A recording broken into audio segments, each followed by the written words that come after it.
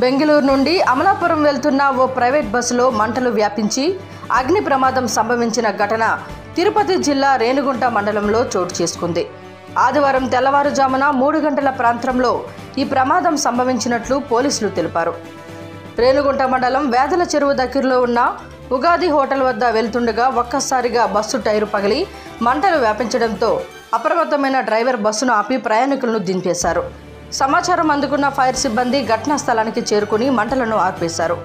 ప్రమాదానికి గల కారణాలపై రేణిగుంట డీఎస్పీ భవ్య కిషోర్ దర్యాప్తు చేస్తున్నారు.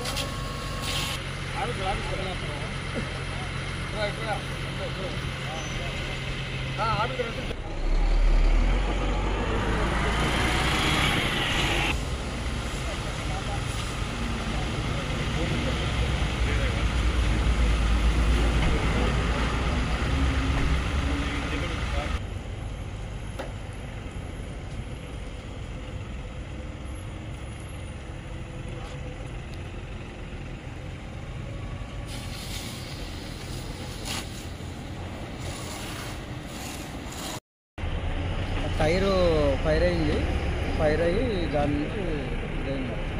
వెంటనే మనం డ్రైవర్ వచ్చి మొత్తం అందరినీ కూడా దిగమని వెంటనే చెప్పారు. ఏదో కారు ఒక ఆయన వచ్చి టైర్ ఫైర్ అవుతుందని ఆయన చెప్పబట్టి వెంటనే ఇది ఉంది. దాంతోపాటు మేము కొనుక్కున్న క్రికెట్ బ్యాట్లో స్పోర్ట్స్ కోచ్ చేస్తున్నాం.